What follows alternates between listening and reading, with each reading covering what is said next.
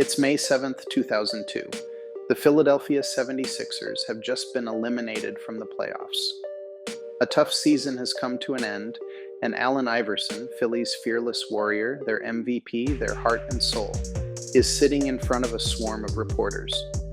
He's exhausted, frustrated, and in just a few moments, he's about to deliver one of the most infamous rants in sports history.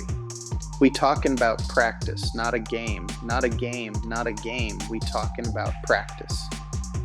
You've heard the clip, you've seen the memes, but do you know the whole story? Because this moment, this rant, wasn't just about practice. It was about pain. It was about loss. And it was about a man who felt like the world wasn't listening. To understand this moment, we have to rewind. The year before, Iverson had led the Sixers to the NBA Finals. He was named League MVP. He was the smallest guy on the court, but he played like a giant. Fearless, relentless, a warrior who gave everything when the lights were on. He had dragged the Sixers, a team built around his sheer willpower, past the Toronto Raptors and the Milwaukee Bucks, straight into a showdown with Kobe Bryant, Shaquille O'Neal, and the juggernaut Los Angeles Lakers. In Game 1 of the Finals, Iverson gave one of the most iconic performances in NBA history, dropping 48 points and stepping over Tyronn Lue in a moment that cemented his legend. The Sixers won that game, but they wouldn't win another. The Lakers were too good, too deep. Still, Iverson had proven that he belonged among the greats. He was the MVP, the face of the franchise, the heart of Philadelphia. But this season had been different. Injuries piled up.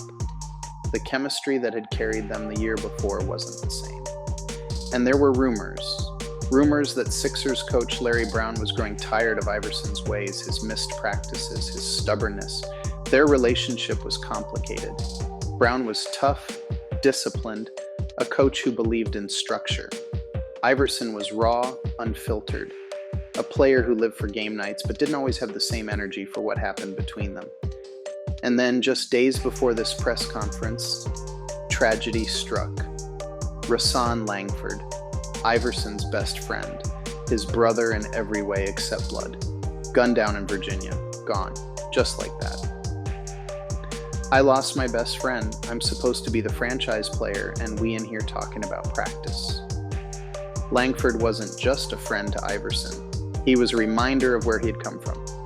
Iverson's journey to NBA superstardom wasn't smooth. He grew up in Hampton, Virginia, in a tough neighborhood where survival wasn't guaranteed.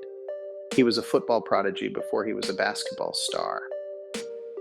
But at 17, he was arrested after a racially charged bowling alley brawl. He was sentenced to 15 years in prison before public pressure and evidence issues led to his release after 4 months.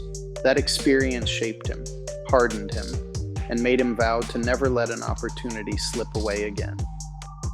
When the Sixers drafted him first overall in 1996, he became a phenomenon.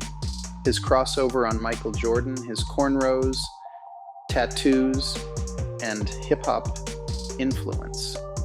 He wasn't just an athlete, he was a cultural icon.